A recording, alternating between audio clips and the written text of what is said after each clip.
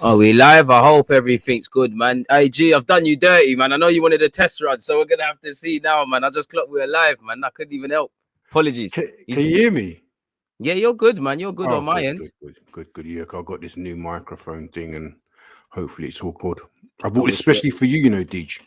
I wish we had. I just about to say, I heard new mic. I wish we had some new signings, man. But we're gonna get into it, my dude, man. What you saying? Everything cushy? Yeah, not too bad, brother. Not too bad. Yourself? Yeah, man. I mean, apart from football, I'm in good spirits. And as I always say, if we can complain about our football team and we're in good spirits, then we're a bit spoiled, man. Especially with what's happening globally, man. Yeah, man. You on the football field? Pardon? You putting in the shift on midfield on the football field, or are you just doing a football manager thing? I mean, right now I'm serving a band in it, like Xhaka. So really? Like, what happened? This weekend it's gone. Pardon me, what did you say? What happened? I don't know, man. I can't comment. I can't shed no light. I don't know, wow. man. It's Russia blood, man. Russia blood. Wow. I mean, referees just not letting things go, man. The game's gone down the toilet, if I'm honest with you, G, man. I mean, let me put it like that. Just defending myself and my teammates, bro. The black jacker. I love it. To be fair, I lost my captaincy at my old team like that. So yeah, man, black jacker, AUBAMEYANG-esque, man. You're killing me, man. I've missed having you on this channel, man. I know we've already done one show, but we speak quite frequently, man. On a serious note, man, apart from how you been, we might as well just jump into it straight away, man. What do you make of January? I was going to ask you about us from a footballing point of view, but we've seen AUBAMEYANG confirmed to Barca and whatnot. To be honest, we all knew that something was going to happen in January, and we suspected that there would be movement in the striker department. To be honest, if I'm really honest with you, I really did hope that we'd bring somebody in. I was all in on Vlahovic on DV9. Facts. I was all in. Facts. I got swept up with it. Do you know what I mean? And they played us. He played us. The agent. He just got played again. I can hear it, man. You said it there. You know what I mean? We got played, and and credit to the manager. I thought they would have gone for the second and B plan or C plan, but they decided they're not going to panic buy. They're not going to bring in somebody who they didn't feel quite fitted. What Arteta sees as the right type of striker. Whether we agree with that or not, that's up for debate. But he was quite strong in what he believes to be the right kind of striker, and they decided to keep the powder dry till the summer. Obviously, with AUBAMEYANG going, I think a lot of us feel that we've missed a trick. We could have brought somebody in, even in the short-term business, just to cover us for the end of the season. I think that department, does look a bit thin on the ground, where we haven't got many options, but he obviously feels that he's got internal solutions. He feels he's put a lot of trust in that squad that he's got left there. What is it, 17, 18 players he's got left 18 now? Players, 17 games left in the Premier League. We're betting on a lot, really. We're asking for a lot of things to be cool. We're asking for a lot, and a lot of plates are spinning. So, he's gone with that. Hopefully he gets it right. If he doesn't, I still think he'll be in the job, but the fans, it will turn. The weight of public opinion will be turning against him. I think come the summer. So there's a lot riding on this decision, that they've made in January. So. You're right. So where would you? All right. So if I ask you, is our squad weaker or stronger now that January's ended than when it opened? In your opinion, I would say it's weaker, just simply because we haven't got the striker. I know AUBAMEYANG wasn't playing well. He wasn't playing at all. Bro. When he did play, wasn't great. But you just feel that to have the option there, just to have somewhere, a body in that we can turn to, in times of crisis, it would have been better to do that. As far as the other positions are concerned. Xhaka and Partey will be probably have served their bans, or maybe one of them might have missed the Wolves game. I'm not sure, but I think we could probably get away with it if them two keep their Do you know what I mean? Keep their emotions in check. But that's the thing for me, bro. Like, is it why do we always have to play that dangerous game? It's like the roof is leaking. We're asking, well, hopefully the weather, hopefully it's sunny for a couple of months, or we're in problems. It's like we've played obviously we've got away with it, but as you mentioned, Partey and Xhaka have had bans, we've had injuries, we've had COVID at various points this season. I'm not asking for too much per se to expect us to learn from it, and almost a double-edged question. Obviously, we had plan A targets. On one hand, I admire that you can't bring in what you want. There's no point just signing and overpaying. We've been down that street. But do you think, considering we finished back-to-back eighth, by all means, have your plan A, the household names. Do you think in the same way we sourced Lokonga and people of that ilk, you should at least be able to bring a midfielder or potentially a striker? Because some would say maybe because we've got no proper striker, surely this is the best opportunity to bring someone in, give them not quote unquote a free hit, but give them a little 6 months to adjust to the Prem and whatnot. Yeah, but I mean, okay, Deej, would you have paid the 75 for Isak? No, I mean, obviously, if you ask me 24 hours for the window, for obviously silly season, you get excited, but without emotion, it's overpaying. As you know, we sat on my channel, we spoke about Maddison. The same people that say Arsenal lacked ambition or would show ambition if they paid for it, would call them stupid. So they're almost damned if you do, damned if you don't. I might have been more likely to pay for it because, again, for years, and I'm sure you've seen it, he's one that's always been on our list. We're allegedly scouting him. So if we were to overpay, I'd say, all right, cool. But it's a one where, for that sort of money, we need to see champagne sort of stuff. He's very much a project, so probably not. But if I look at it on a cynical one, all right, Vlahovic, we tried to negotiate or whatever. We're going for a player that maybe didn't want to sign for us. We hear from October that he had an agreement with Juventus. Isak is Isak. We're always linked with Calvert-Lewin. That's a very volatile one to pull off in the best of days, much less in Jan. And obviously in the summer, we wanted Tammy Abraham and Lautaro Martinez. So within that period, my thing is, all right, cool. We're kind of moving away from strikers, bro. I know they're a bit of a red herring. There's a lack of quality per se. But centre mid is an evident area. Like, you're older than me. You've probably seen it. Oh, like, we've needed to improve this on the best of days. And it's almost made it worse, in my opinion. And it's, again, our technical director and the manager are midfielders. So it's like the midfielder, we all know he's betting on Xhaka and Partey. I can have my opinion. I feel that's very hit and miss. But we just don't have the depth. We don't have the eights. Even when we was winning games, for me, we were sitting there and saying, could we have seen a bit more from midfield, etc. So for me, the lack of no midfield is really what hurts me. Yeah, I can understand that POV, to be honest with you. To be honest, before the window opened, I thought they would have kept their power to drive for the midfield. I thought all their chips are in the striker basket. Obviously, when you see Xhaka do what he did and then Partey come back, we were actually quite so unfortunate. True Arsenal fashion with Partey, bro. We were lucky that he didn't miss any Premier League games. In the first game he comes back, he shouldn't have been in the squad. That's my point, bro. He shouldn't have been in the squad. My man was probably back in Ray and Neff on the plane, bro. Down in his sorrows. Like, come on. Like, he's vexed, bro. I mean, they drag him off the plane, put him in the car, and then dress him up and get him out. That was a bit of a madness. And then no wonder he gets sent off. It was a lazy tackle, but he's probably jet lagged. He's not feeling right. He's telling you, I can play, but come on, man. It was a bit of a madness. But I don't know. I can understand the POV that people said that the people that are saying that we should have got a midfielder in. I would have loved to get a midfielder in, but I don't know which one. I don't know which one suits us. I mean, I know there was Arthur Miller. A lot of people are vexed about Guimaraes. Apparently, he had a brilliant game. Is it last night or the other night for Brazil? Yeah. He done his thing for Brazil. We're going to see him live and direct in the Prem. I can't lie, I'm vexed, bro. Because obviously, I don't know about you, but for me, I'm starting to maybe a bit of a conspiracy theorist. I feel considering we spent, reading between the lines, I feel considering we spent 150 million, considering we heard, Edu sanctioned the Arthur deal, Arteta wanted it, and then they were told no due to finances. Arteta went to America.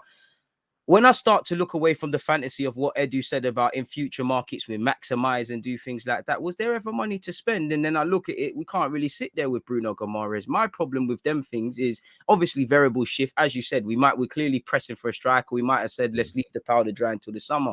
But for me personally, it's like we hear all the time, you wanted him before he went to Lyon, you know him, he's someone that's very appreciated. And it's like, you leave him to have a free hit at Newcastle. That's cool, do whatever. But I was like, I'm expecting a plan. I believe you're right in the summer, move for a midfielder, because we heard Telemans, his agent was at London Coley and things like that. So it's almost like I want to ask you, like, who's to blame, really? Like, do you feel there was money to spend? Do you feel Edu should have made something happen? This is where you earn your money. Do you feel Arteta's kind of done it? Because again, nothing is going to come in or out of this club without his technical approval. He's the manager, it's his head on the chopping block. So where are you at with that? Well, for us to even consider spending 77 million on Vlahovic, plus the agent fees, plus his wages, tells me that there was money. However, they cooked it up, whether it is directly out of Kroenke's pocket or somehow they managed to fudge the accounts or whatever and managed to find some kind of space in the budget. There was 77 million plus. Do you know what I mean? So there was money there. It's just that they didn't find the player that they wanted. In terms of the midfield, yeah. The thing is, I looked at that management committee, that executive committee, that committee of Edu, Arteta, I think Mertesacker's involved, I think Ben Napper's involved, and then you've got Richard Garlick, who does Vinay's the commercials. I think it's Garlick that does the contracts, isn't it? Richard Garlick. Yeah. Apart from Garlick, there's not really a host of experience in that team there. All footballing men. Yeah, European Premier League that know the ins and outs, how to get cut corners or whatever, or to circumvent the red tape. There's not a lot of, and the thing is, Garlick's the side man. He's just there to really to guide them around the contracts. Really, eyes and cross T's. Yeah, he's not a decision maker. Really, he's not a decision maker. So when you're looking at that team, it's a young executive. It's a young team. So it's quite green. Edu. At 1 minute he doesn't convince. The next minute he done a madness in the summer. Next minute I'm not sure what to think of him, because sometimes I'm seeing him smoking cigars and eating cheese board and the wine pitches. Yeah, do you know what I mean? I'm like, should you be doing this? Do you know what I mean? And then the next minute he's signing six young pre-prime age players that have all raised the floor of the team. So I don't know what to think of him, but I just think that group of that management group there is very young. It's very green, and they're learning the ropes as they go on. Do you know what I mean? And some of the decision makings we have to question, and you just got to hope that it ultimately turns out all right. And that's but yeah, it's you have to. I can't help, but I can't blame anybody for questioning their decisions. I can't blame anybody and anybody that doesn't question the decisions, you got your head in the sand.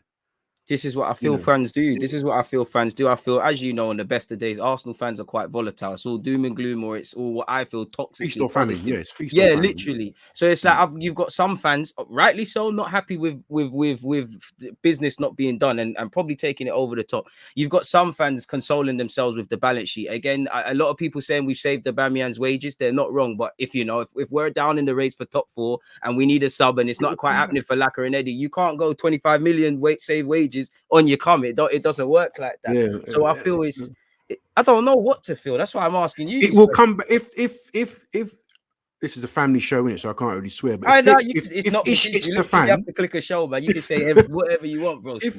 If Ish hits the fan, then that Aubameyang that Aubameyang exit will come back to bite us in the bum.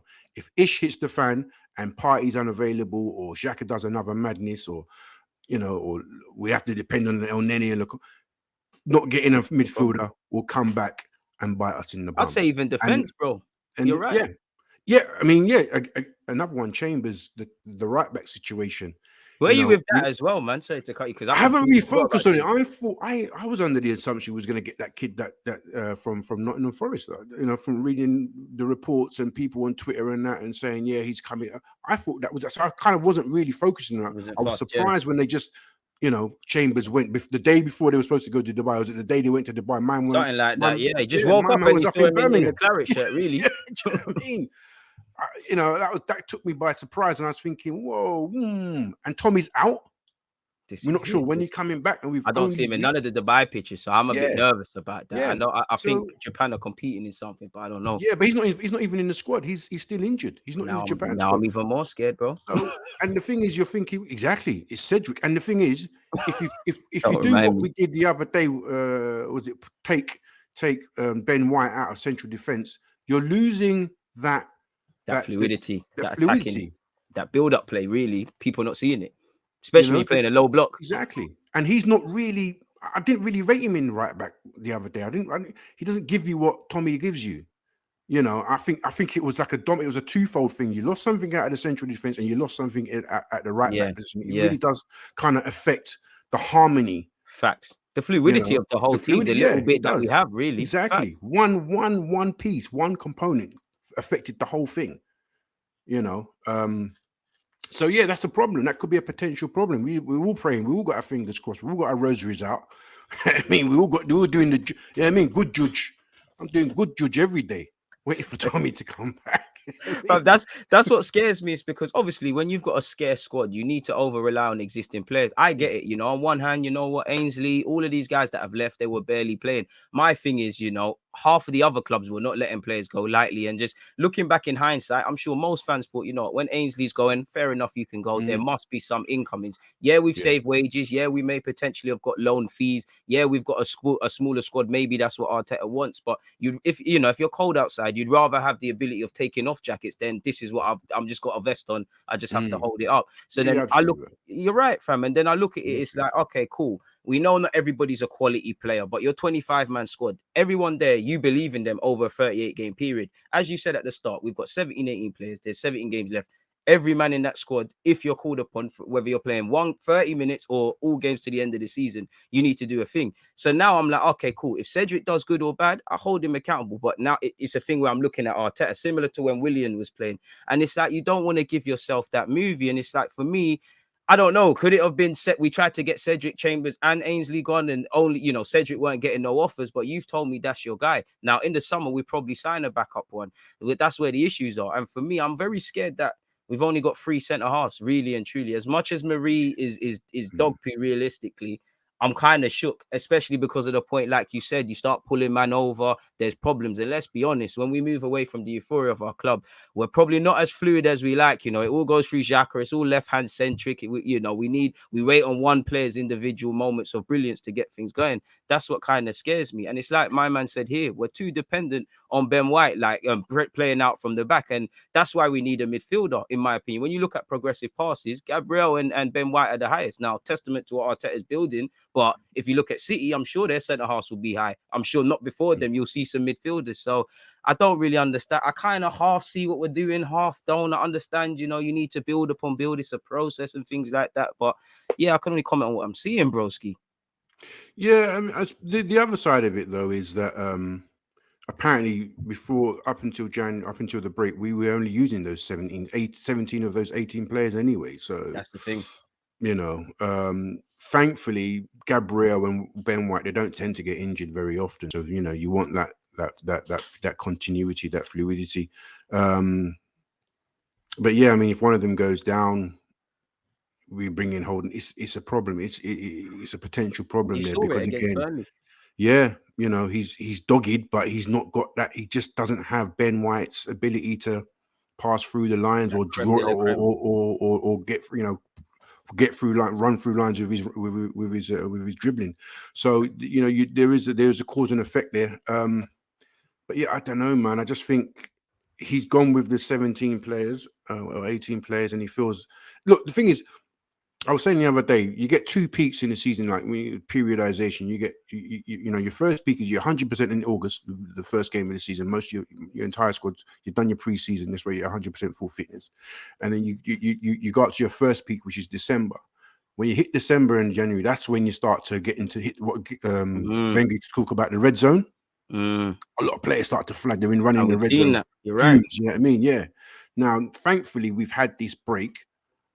You know, this warm weather training break, and you know, players can get back. So we're hopefully now we're going for the second peak, which is from now to the end of the season, and with only 17 games left. There's no FA Cup, there's no League Cup, there's no European games. It's the first time in 26 years we know exactly what we. My whole life, my whole life. I mean, to pull it into context, bloody hell! Yeah, that's all you've known, isn't it? All of that for a while. I was spoiled as an Arsenal fan. I remember going to primary school being called a glory hunter, seeing Champions League, and the last few years, bro, have been humbling, very humbling, even to the point where my chest used to be high about Europa League. First time we got Europa League, like, what's this? This is for peasants. Like, I was spoiled, bro. I ain't had no tough times apart from now. I can't count. Life comes at you fast. Life comes at you fast. Boss, fam. Do you know what I mean? So this is the first time that many of us have experienced a second half of the season where we've only got league games. We've only so we're gonna build up. We're gonna build up to that second periodization, that second peak, which is the end of the season. And I think I wouldn't be surprised if part of that is part of Arteta's thinking and strategizing, where he thinks this 17, this core of players is what's going to get me through to the end of the season. I think he's got to be banking on the midfield being available, the central defenders being available, and he's going to mix and rotate what's going on in attack and that right back.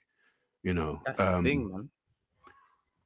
And also, again, I think a lot of the top 6 rivals we're playing at home. I think we've done City away, we've done United away, we've done Liverpool away. I think only Chelsea. I think Chelsea and Tottenham are away, innit? Chelsea and Tottenham are away, but most of the other Hammers, I swear, Hammers must be. Hammers is away, Hammers is away, yeah. So most of the top teams have gone. We've got probably 3 really tough away games. You know, where we're fighting those clubs for the top 4. So maybe that might be part of the thinking, where he's thinking, or they're thinking, you know what, I think we can. It's not ideal, but maybe we can get through it. He's hoping. It sounds like, you know, you're right on that. It sounds like, for me, you know, because again, Arteta seems like, I know he's a great tactician and things, and I like this about him. He seems like, when you strip it all down, he's a passion merchant. So I feel, you know, this might be the right time. Like you said, there's a million reasons. The world are going to ask us questions. You know, I've said it. I think this is the period we'll look at and say, this is where we get Europe or not get Europe. And I feel there's a lot of problems Edu and Arteta have inherited, but I also feel, in amongst the problems that is Arsenal, they self-inflict things. And I feel this is one of them periods where obviously it's shown big balls. If, you know, rightly or wrongly, because we all know we should have a striker regardless, you're going to get some brownie points if we go and do our thing and it's AUBAMEYANG's irrelevant. With every goal that doesn't go in, with every shaky performance, just like with Ozil, naturally, just like with that. So I feel you 100% on that. I think we're being a bit naive, but I don't think it's necessarily the end of the world. So that kind of makes me... That makes me ask you, bro, like, what would you say is our targets then? Because obviously everybody saw what Edu said in the summer, but surely targets and goals shift. Leicester didn't expect to win the league title. So surely with us, you got a chance of top 4. You need to land in the top 6. Is there any targets? And before I let you answer, it's like, when we do things like with AUBAMEYANG, where whether you like him or not, he's a striker, he might help you. Because of how we've done that, is there anything tangible to expect this season then? I think he's got to be looking at the table, and we're in touch. You know, what, we 2 points off top 4? We're flirting with it, man. We're flirting with it. We're flirting. They're teasing us. You've got to be 100%. You've got to be, you know, as a man, you've got to be sitting down, strategizing, thinking, look, we've got a chance here. I mean, I don't know what you're gonna have to fill me in on what Edu said at the beginning of the season. When you know how he was kind of talking about, I do think it was a bit smart of him, but he basically said there's no targets. That we've got no targets. Internally, they probably have, but externally, but they haven't. Was told that there was nothing really. Yeah, and I think internally, I would be trying to aim for that top 4. We've got a chance. We've got to try. We've got to do all we can with this squad to get in there. Got to. It's a chance. You know, you can accelerate the project as well. I was just about to ask you about that, but you took it. You're saying it exactly. Facts, bro. It's you know, you fast track the thing, you know, and then if you get top 4 in summer, then flipping hell, everything's open up, and everything opens up. Open season, you know, man. Half the targets we're linked with are we'd like to play Champions League. You know, we might not be the club we used to be, but we could dangle that carrot. We have to be humble about our situation currently. We back up. We are back up. You know what I mean? So put the word out, you know. But I mean, if they get top 6, then that's progression, I guess. Still, then I suppose that will be, you know, if they get progression, if they get top 6, they've got to see that as, you know, building blocks. You know what I mean? But I don't know. So where you at with Arteta and this new deal business? Because again, what we've been speaking about for the last 20-30 minutes, it's been quite volatile. Most clubs, at least, you know, I know technically he'll sign at the end of the deal, but there'll be no talk of him getting a new contract. Where you at with him? Because you seem very balanced with Arteta, and I like to have conversations with people like you, because you can see there's some things to praise him, some things to be against him, and I just feel there's too much camp set up on the best of days with stuff in Arsenal, especially a novice manager. I was listening to James McNicholas on Athletic the other day, and he said something like, to all intents and basically, I'm paraphrasing, but to all intents and purposes, we've Arsenal kind of reverting back to that situation where we had one man at the top. Do you know what I mean? That was controlling everything, like Wenger days. And he says that Arteta seems to be the man that they've put their faith in, and he seems to be the man at the top. And if you go, if the Cronkays and everybody are behind him, believing in the plan, and it seems like they are, because a lot of the decisions have come from him, then I wouldn't be surprised if he signs that new deal, regardless of top four. I think it would have to be an absolutely calamitous collapse. Something diabolical, innit? Diabolical that we whisper, but we don't. No, we think about, but we don't want to speak into existence. Don't want that to happen. 100%. Facts. I mean, it would have to be something diabolical for him not to get that contract. I think, rightly or wrongly, that's where I am on that. Equally as importantly, though, I want to get Saka signed up, because he's got 2 years in the summer. Oh, they need to be giving my man exactly what he needs. He needs 100 bags. The conversation What's needs to start 100 bags a week. He's on 30, 40. bags. To be fair, That's he just mad. signed that, but he's eclipsed that already. He's eclipsed like it. Martinelli the same as well. Saliba, Pepe, a bit different, exactly. But Pepe as well. Saliba's coming back this summer, and I think I read a message from I think it was is it Steffi Mavididi, the old Arsenal youngster? I think we've all seen them comments this morning. He's bigging him up and that. Yeah, him and Mavropanos, the best thing in the league he's played against. Yeah, so Saliba's coming back, experienced. Playing. He's coming back. We can't lose him. We can't. Not without giving him an opportunity. And it's for me, I'm going to look at that Saliba thing with fine eyes, because you have two ways of looking at it. The first one is that I don't agree with. If Arteta's walked in and said, you know what, he's not my cup of tea, fair enough. I don't agree with it. Tie the man down. Let him keep doing his loan thing or whatever. You've got an asset there. Make over your 20-odd million you spent. What I'd like for him is to be the third choice centre half. Obviously, push on and do what he wants. But exactly. But from what I've seen of him in France, I think he would learn some tough lessons in the Prem very quickly as a young man. I think I don't think our handling of Saliba has been diabolical. I don't think it's been amazing. I think it's lacked clarity. I like that he's going to come back more experienced. I think his heading is going to get him in trouble. I think the fact of sometimes I don't feel he plays with enough urgency. Just things you'd expect to be there. I just think fans, we've seen it with Balogun. We've seen it with a lot of these young players. Clamor on for these guys. The minute they make a mistake, they're overrated, really. And that's where I'm looking at as well with the people that come back in. Where are you at with Mr. Pepe? Because he has to be like a new signing for us now, as frustrating as he might be as a player. We're going to need him. I said, I said the other day that I think once he exited the African nation, he's flying over to Dubai. He's got to be looking at the situation and thinking, right, this is an opportunity for me. Still, yeah, it's got to be an opportunity. For every disaster, you got to look for the opportunity, and this is a potential opportunity. Oba's gone, Balogun's gone, Lacazette, for all his intents, but he's not going to score you goals. You know what I mean? The manager can't depend on those young front three on their own. There's an opportunity for him to step up, to improve himself over in Dubai and get himself back into the reckoning. Whatever's going to happen to him in the summer can happen in the summer. But right now, whether it's to extend his stay at Arsenal or to put himself in the shop window, this is his opportunity. Do you know what I mean? So get yourself back in the picture. Get yourself back in the picture. So get yourself back in the picture. That's what I think he should be thinking about, because there's an asset there. I'm with that you. We have to use as a resource. You get me? I'm with you, because I'm looking at it. I'm not gonna lie. When the last couple of years, it's been second half of the season, Lacazette and Pepe. You two are the guys, so I kind of need it to be. I think you touched on the situation quite well on Twitter. I don't think Pepe is a couple. But Arteta's not convinced. Like he's not convinced. Over a 90-minute period, Pepe frustrates, and I think many fans can see that. But for me, you've got to learn to play the game. A skill of a manager is getting a tune out of a player you don't necessarily rate, because at the end of the day, your bacon is on the line, innit? I know a lot, as much as fans want to cut excuses, there's that. And you've starved Pepe. I personally think he'll leave in the summer, but like you said, put him in the shop window, because I know it wasn't going to happen, but I did start to hope somewhat in the latter stages of the window closing that, okay, cool, striker can't be found, and it's almost illogical. But can you get an inside forward? You know, I know we can't find our very own Mo Salah, but make up the difference elsewhere. I think with everyone, we can admit Lacazette pressing, link up play, you know, physical outlet. That's what we're getting. Don't quite know what we're getting with Eddie Nketiah, considering he's played 50 odd minutes, but we're here. That one should have been sold for me. Where you at with, I think Tino asked the question. Well, he said, I want to ask you a question. He said, Saliba starts over Ben White for me. I can't lie. Where would you be at with that?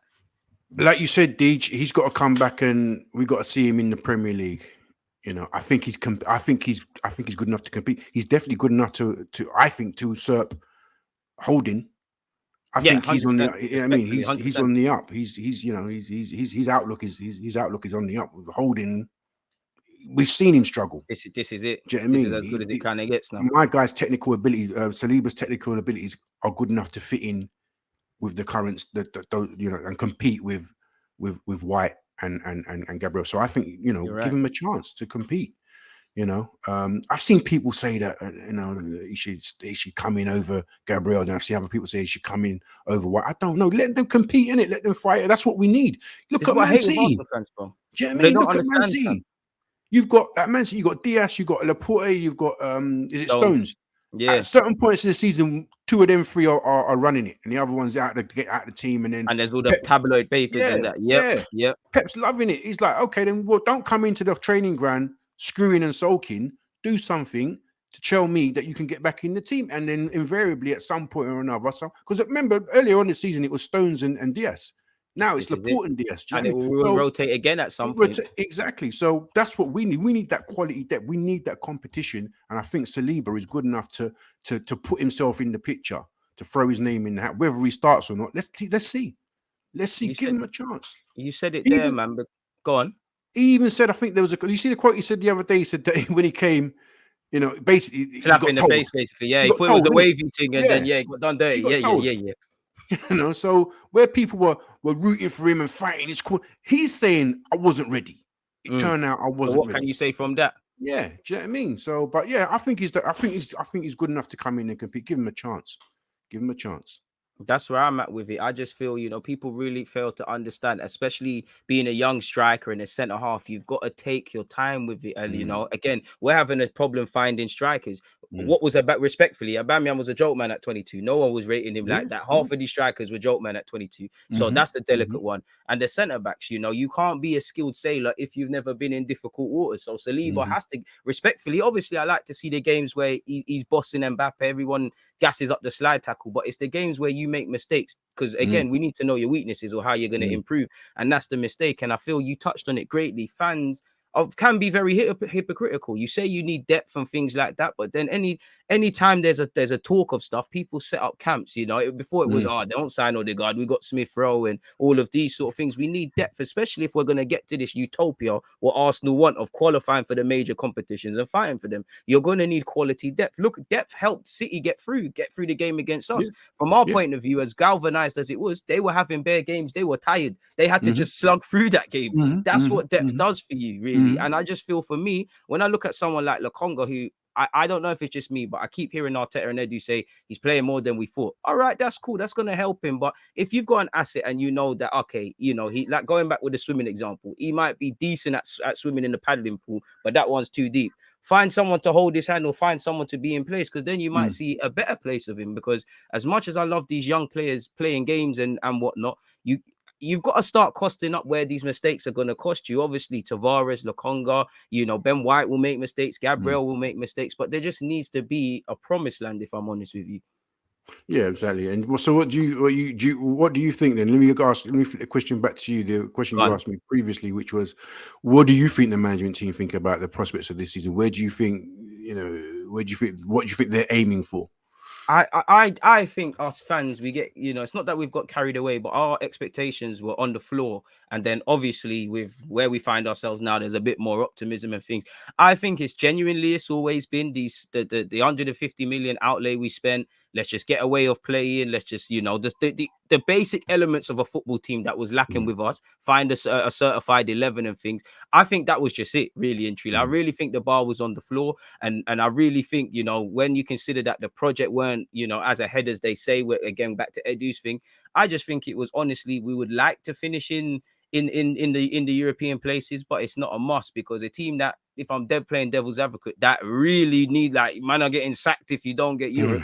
You don't get rid of a striker if you ain't got one. You don't give yourself even the question. You've got to be positively pessimistic. So I think they would like Europe. I don't think it's a must. And it's like with Arsenal, I'm not saying Arteta should get sacked, but as long as he does that, there's no pressure. Because as you know, Arsenal is, you can do bad, but and if you don't do a calamity, you can keep your job, and you don't necessarily have to excel. And we're not a football club. Like, again, not saying I want Arteta to leave because he whatever, but if Ten Hag became available, all these guys that man have said you could manage Arsenal, you know yourself, Arsenal are not that club to say, you know what, Arteta, safe, you did your thing, let's bring him in. I remember when Southampton did that when they got rid of, was it Nigel Atkins? Everybody lost their shits, and then my man Pochettino, they was like, he can't even speak English. You saw what he did. I don't think we're on that. So and it goes back to what you said. If you've got a good relationship with the owner, which is the owner of a company, if you're, I feel it's a tenfold, because if you got all of these 30 names that we've been linked with, they're not going to accept this sort of transfer business that we're doing.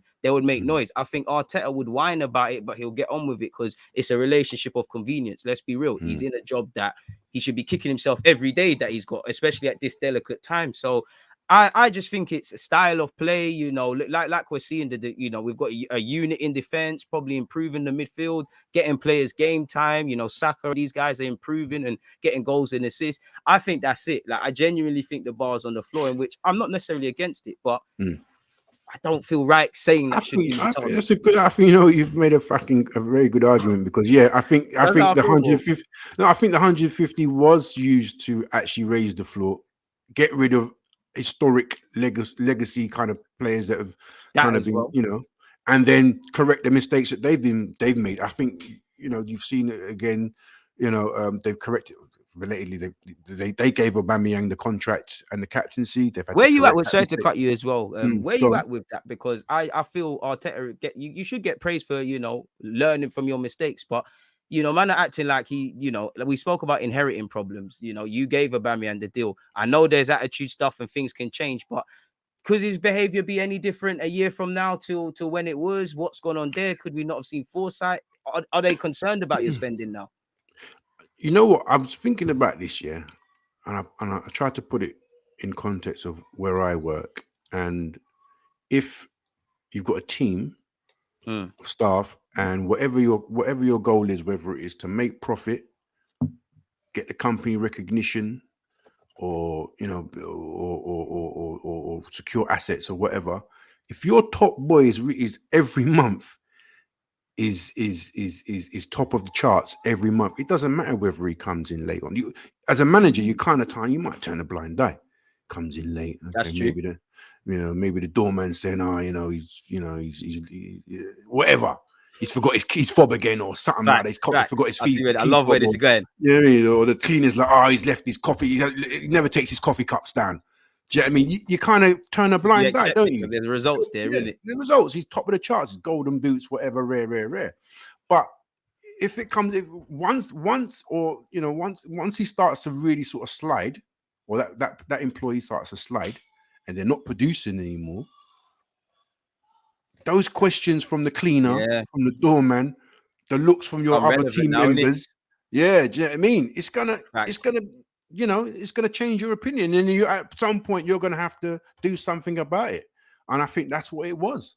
I think whilst he was top scoring all the goals and helping, his goals got us to the Europa League final. His goals helped us secure the FA Cup. His goal, I think he scored in the Charity Shield, but whatever, his goals were he scored some vital goals for us in his time here. Facts, vital goals. And I'm inclined to, if he's late or if he's got a driving ticket, or he's getting attacked, getting a haircut or something, man. Or haircut, whatever, bro. You know what I mean? Really and truly, can't disagree with that. Still, the way you put it is fact. That's how I'm looking. If I put it in my own real life situation, I'm a manager. That's how I'm looking at it. But once the trend starts going downwards and it's continued going down, and you're not producing, you're not turning up on time. The minimum you could do is like give me no reason to think of your name in it, your boy in it. Yeah, I mean, I've heard that local residents were complaining to the club about his speeding. They wouldn't go to the police because it's Arsenal and it's Aubameyang. I'm not joking, bro. I've heard this. Do you know what I mean? These are just the kind of indiscretions man was doing. Do you know what I mean? You know. So when you think I mean, about they the time sound when, fun at parties, yeah, man. But bloody hell, do you know what I mean? But you think about, remember the day of the North London derby, man was yeah. late. Do you know He's what a I mean? different sort. Maybe as a different fella. I He's love the guy, but he's different with it, different. man. And I don't know exactly what happened at Dortmund, because he was still banging in the goals when they got rid of him. But I think it might have been one indiscretion too many, and the Same opportunity thing, came. Man really. United, Arsenal came with 56 bills, and they were like, you know what, Take it, innit? We'll take our take it, profit. It is what it is. take it. You know what I mean?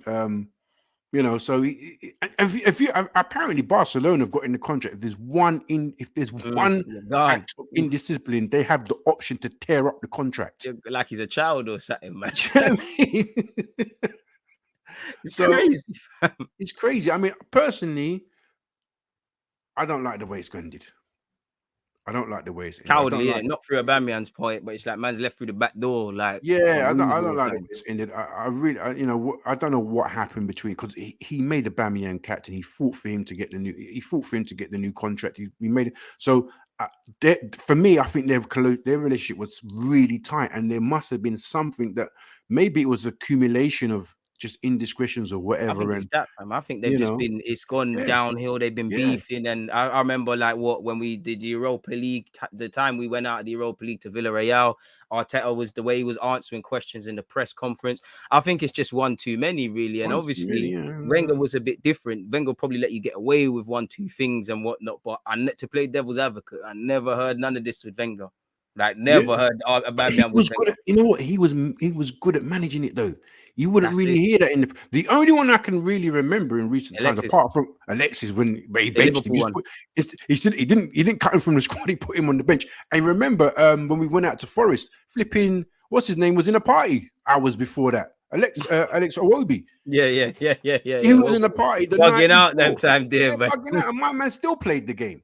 He still played, and we lost 4-2 against, or whatever it was, against Forest that year. So, you know, he had, like you say, he had a different way of handling it. Maybe it comes with experience. Maybe the older Arteta gets, you know, he'd be able to handle the situation better or whatever.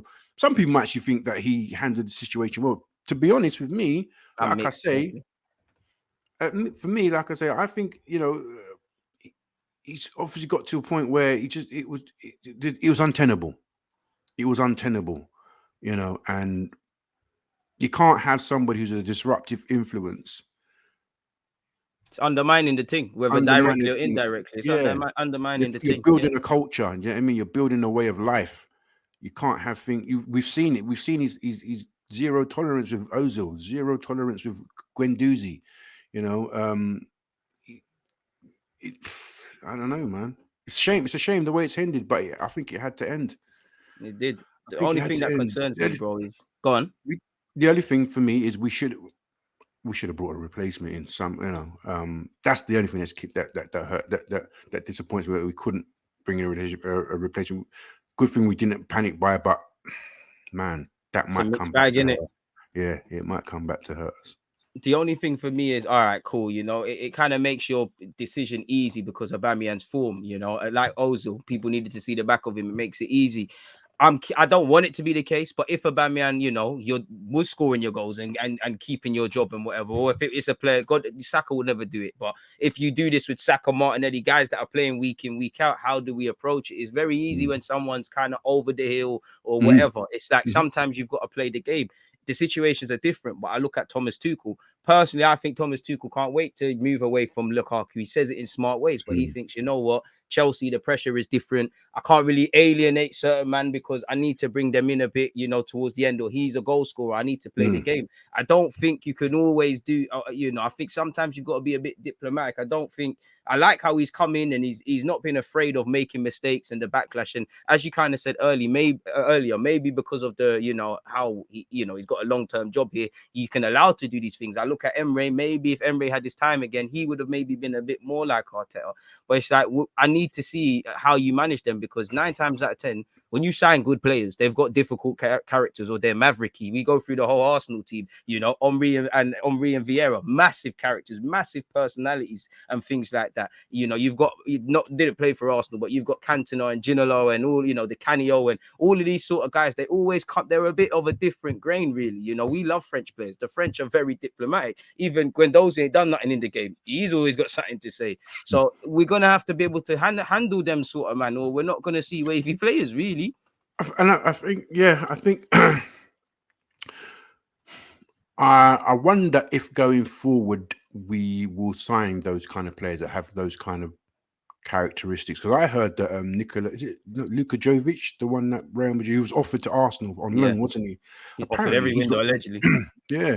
Apparently he's got a very bad reputation as a womanizer, and somebody said on Twitter that, you know, that might have had a part to play with it. Like, you know, looking at someone's character is part of it. For some COVID stuff as well, like not a yeah. You're right. Still, it don't make sense bringing the man in. I think when you with Ben Napper and that team there, when they're looking at bringing people in, character, that person's personality, that player's personality, the human side of it comes into play. It's a factor. Do you know what I mean? You're right. Still, I think we're getting rid of the Mandem culture personally. I think we're going back. It's gone. Like Pepe is gonna be gone. Laka's gone. Aubameyang's gone. Saka's cool and all, but man, he's like on the can. I think that's going to be a real key element in terms of recruitment. You know, Aubameyang was here when Arteta arrived. When Arteta first arrived, he brought back Ozil. I think there was a video of Ozil. I don't know where that must have been another one where the training camp. And Ozil was asked a question about what do you like about Arteta? He goes, Arteta lets me play. And that was at the beginning of Arteta's reign. And then he thought, you know what, Arteta is easy. And he's like, no, let me regulate. This is my rule. Yeah. You know, do you think Arteta might be insecure? Like, I don't think he is, but to be, you know, just to be devil's advocate, obviously he's a young manager. Everybody has their opinion on you. It changes. You know, could he be a bit too eager to make his mark? I don't necessarily agree with that. I'm just playing devil's advocate. It could have an ego. I think to be the face of an organization, to be that franchise face, you've got to have an ego. Yeah. You've got to have tough skin. You've got to have a hard exterior. You've got to set the tone. Do you know what I mean? I think 100%. You have to. If you're weak or you're unsure of yourself, you're easier to attack. Look at Emery. No, respectfully, let's be real. Like you could see, you heard the players were taking the piss. Yeah, I didn't like it. But the fan base took the piss. And whatnot. Footballing world. Yeah, the youth players were taking the piss out of him. Do you know what I mean? This is it. And he was meant to be a disciplinary don and all these things as well. Exactly. You know, so I don't know. I think he might have an ego. I'm not going to say he hasn't. I think he has got to have one. If he ain't got one, he needs to go away from Arsenal for me. You need that, bro. Wenger had an ego. Come on, bro. Everyone got his club. Everyone. I think you need to be a strong character. I think you need to be a leader. I think strong character is part of being a leader, and he is definitely a leader. Whether you like the way he leads or not, he is definitely a leader, and I think that's part of the reason he's very believable. When he goes up to the boardroom or whatever, or he goes to America, he must be very convincing. Do you know what I mean? Must speak with a lot of conviction, 100%. A lot of conviction. Because there's been many moments where he's probably displayed that. One thing I liked about him is from the moment he came in, he's like, you know what, fans, board, we've all got to sing from the same hymn sheet. And you are kind of seeing that. You're at the Emirates every week, so you are seeing an improvement in terms of the atmosphere and them things. And the thing is, if we, Oba's gone, but you look at the pictures and the videos from the training, no one's sulking. Business as usual. Business as usual. I think Pep said the other day when I was reading an article about Raheem Sterling, and there was a point where Sterling he could have gone. I think Barcelona. He was expecting to go. He looked like he was gone. Yeah, because he couldn't get into the team. And Pep said, when you pass through those doors every morning, I don't want to see a sulking face. I don't want to see you moping around. I want to see a smile in your face. I want to see you get put in the yards. 100% every day, because that's the only way you're going to get back in the team. Exactly. Your situation can only change if you pattern up. Yeah. And I think Arteta's cut from the same cloth. You know, I think do you think he's trying to do too much of that City stuff in everything he does? Like, do you, because some of his critics say, you know what, it's nice that he wants to do this City stuff, whether it's playing with no striker, taking the hard ball, having a small squad, having specialists in roles. But some might say you need to adapt. There's no point trying to play champagne football if you're manager of Stoke. I think you need to adapt, and I think you do need to adapt. The reason why Pep's a genius is because part of the reason he's a genius, and part of the other reason is he's got the best players to work with. At Arsenal, you don't, you know, so you have to adapt. Facts. And I think he's taken on a lot of what Pep's done, but I think he's coming in with I think he's beginning to produce his own ideas.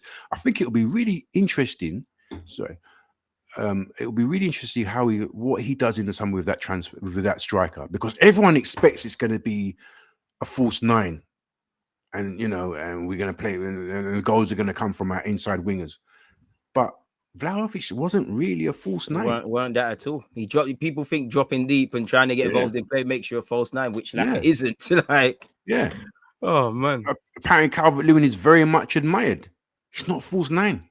Anything but a false nine. He's very much a throwback striker, really and truly. You know, so I think it will be very interesting, and that will define. I think that will distill our way of looking at the philosophy, the philosophy that he plays with.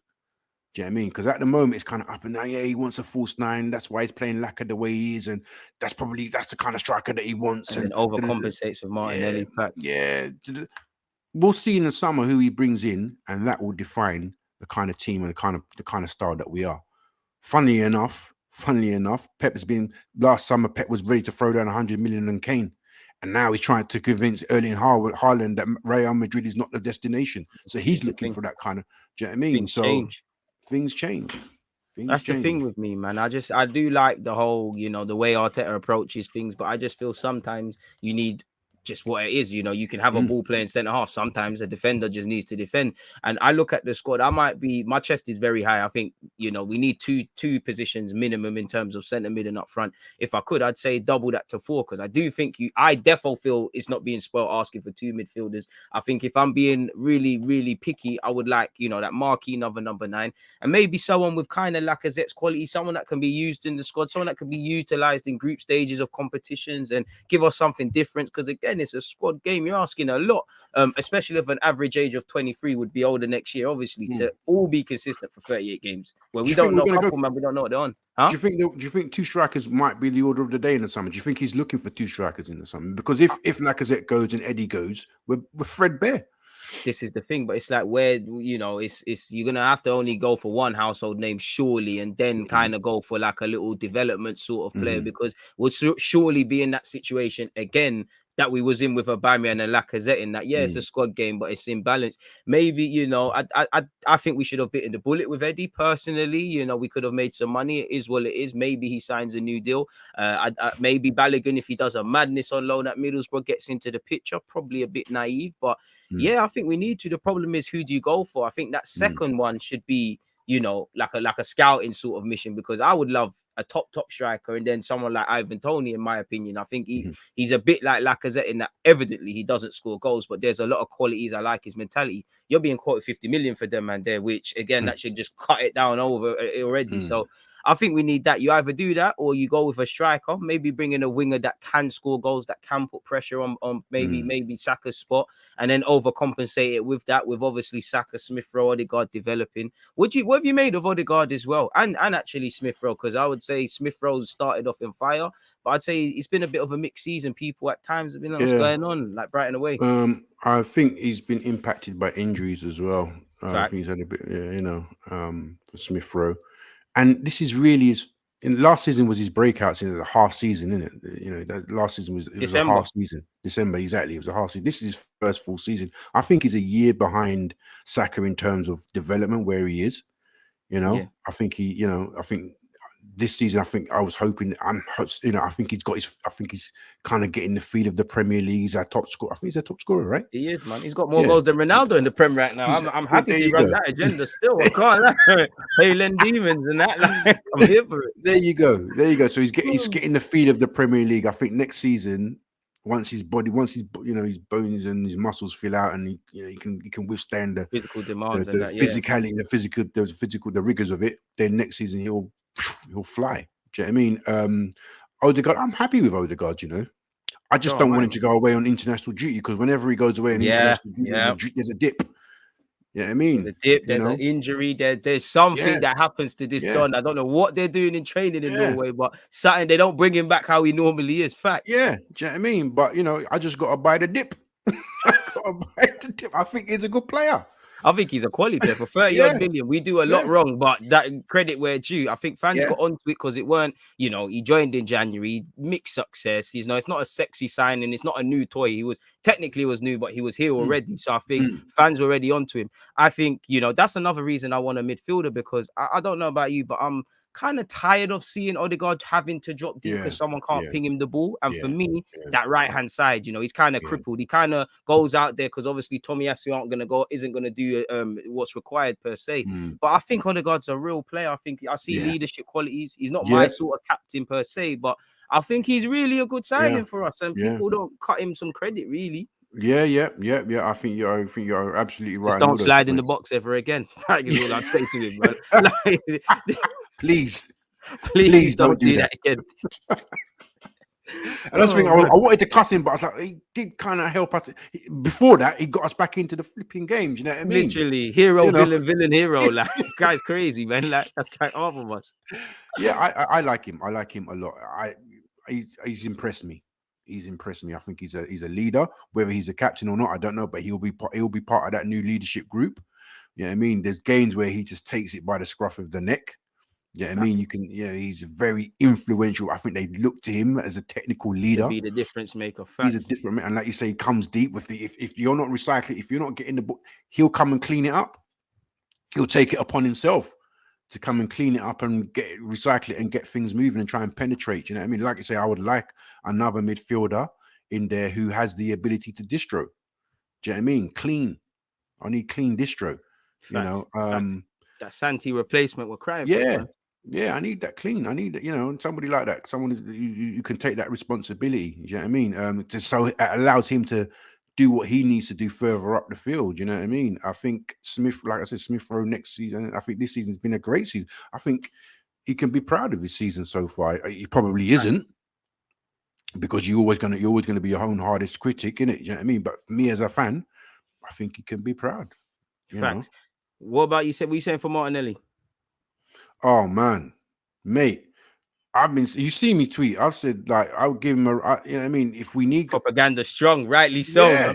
Yeah, give him before I wasn't sure. I was like, nah, let him stay out wide. But I think he might be able, under certain conditions, certain game states or whatever, you might be able to throw him in the middle. He'll be a different kind of striker. Man, that false 9 season. I see it in this guy, man. I think he can do that. Really, I think so. And I would give him a go. I'd give him a try. There's certain conditions, certain games that he might favor. He might be the better option than Lacazette.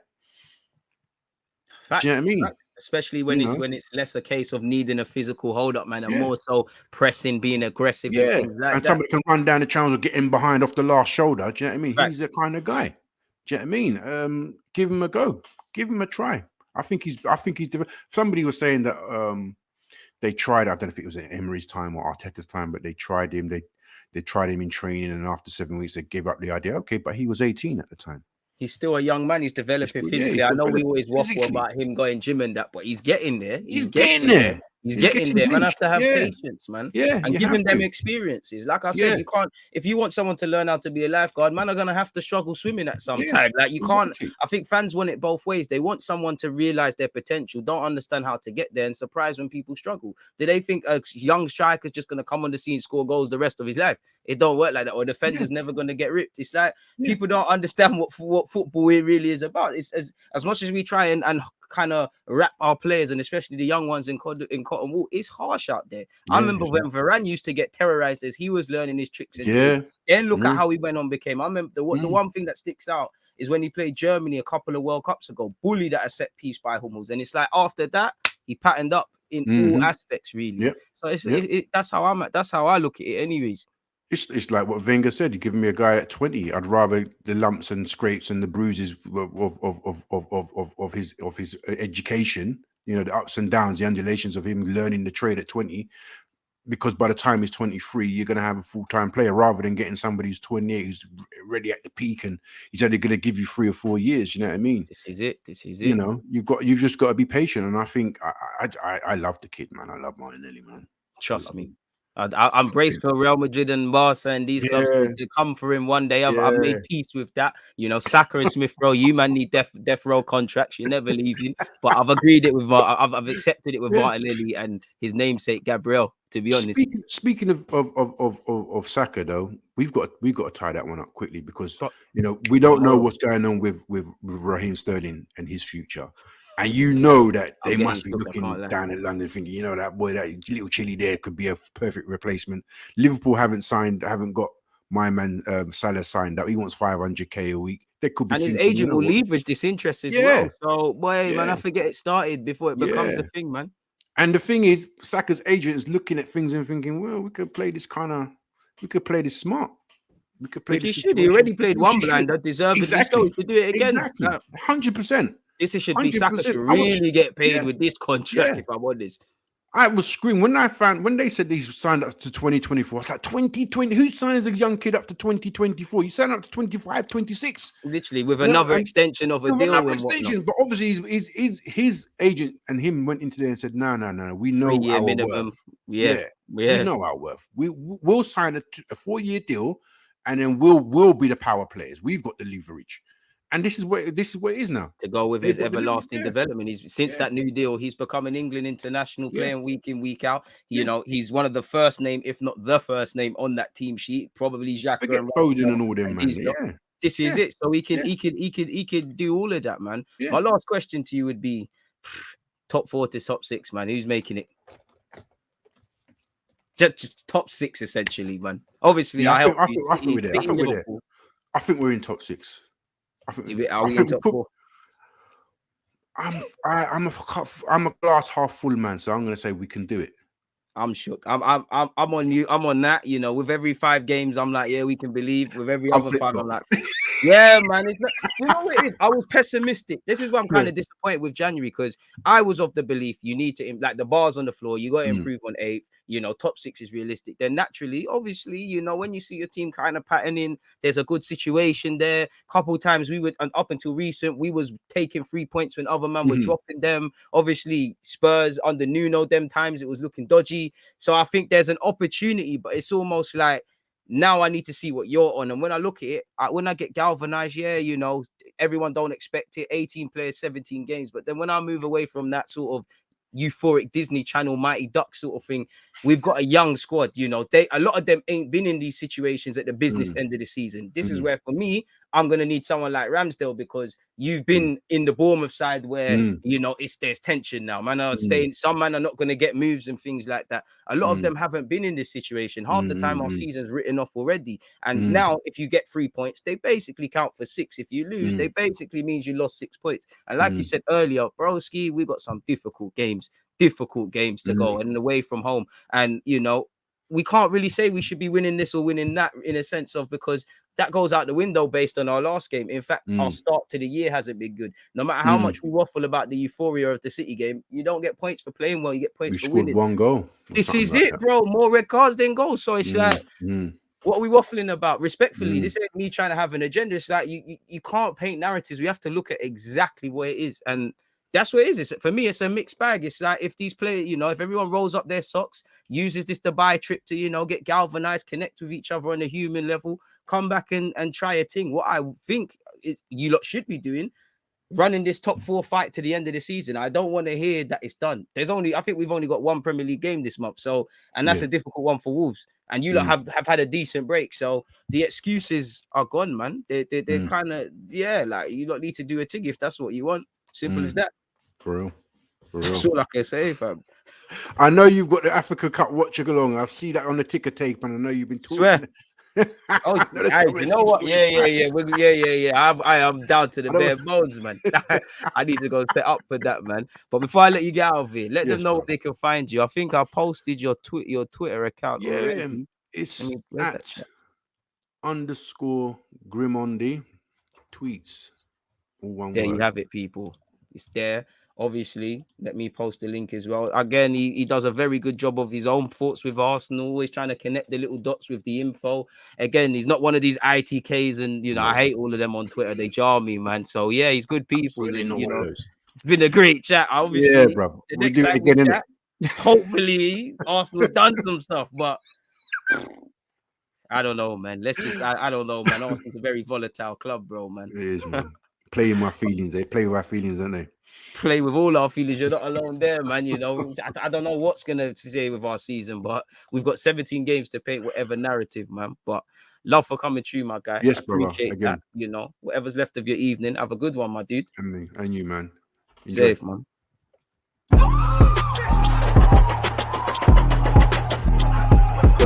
Always that.